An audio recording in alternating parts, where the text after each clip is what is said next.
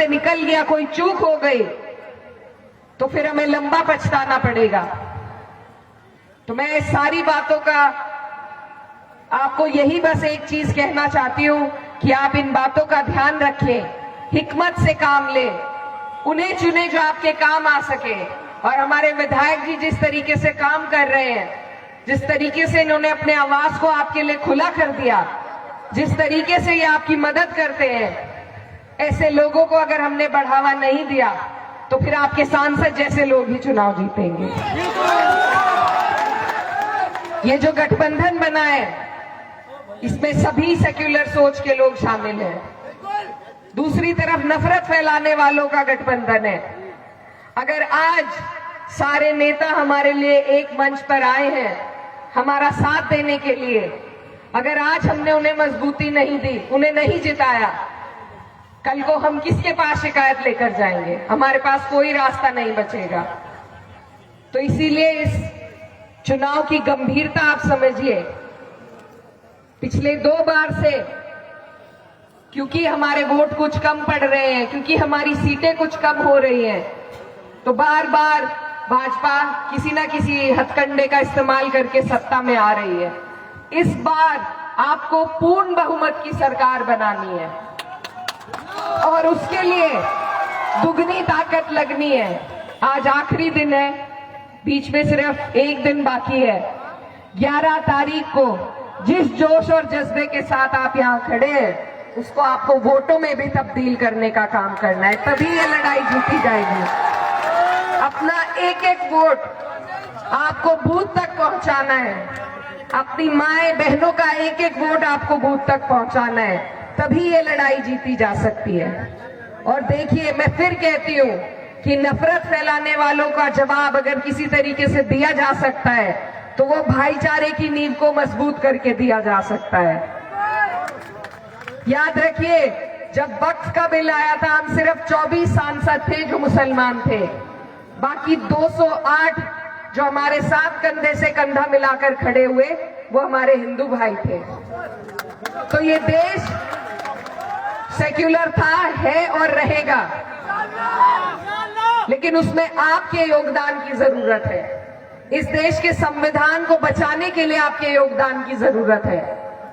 भाजपा बदलना चाहती है, लेकिन अगर हर सूबे में हम उसे हराएंगे तो वो कुछ नहीं कर पाएगी। याद रखिए, अंग्रेजों ने भी इसी तरीके से हम पर राज किया था। उन्होंने भी हिंदू को मुस्लिम से लड़ाकर हम पर राज किया था, लेकिन जब इस देश के लोगों ने ठान ली और एकजुट हुए तो हमने यहां से अंग्रेजों को भगा दिया था। ये नए दौर के अंग्रेज हैं भाजपा वाले, इनको भी इसी तरीके से हराया जा सकता है। जब हिंदू और मुस्लिम अपना हाथ जोड़ ले तो कोई ताकत नहीं जो भाजपा को सत्ता पे बिठा सकेगी। तो ये बातें आपको याद रखनी है। इस भाईचारे की नींव को हमें मजबूत करना है, तभी हमारी आने वाली नस्लों की तरक्की हो पाएगी।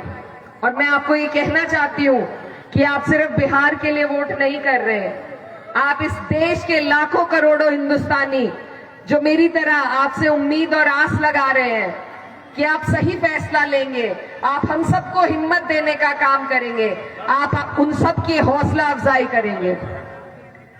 मैं इतनी दूर से, मेरा कोई लालच नहीं है, मेरा इस चुनाव से कोई लालच नहीं है, मेरी पार्टी भी नहीं लड़ रही, लेकिन हमारी पार्टी आदरणीय अखिलेश यादव जी के आदेश पर और अपनी जिम्मेदारी समझते हुए मैं आपके बीच आई, ताकि आप लोग अपने ऊपर से इस नापाक सरकार को हटा सके। तो हटाएंगे या नहीं? हटाएंगे।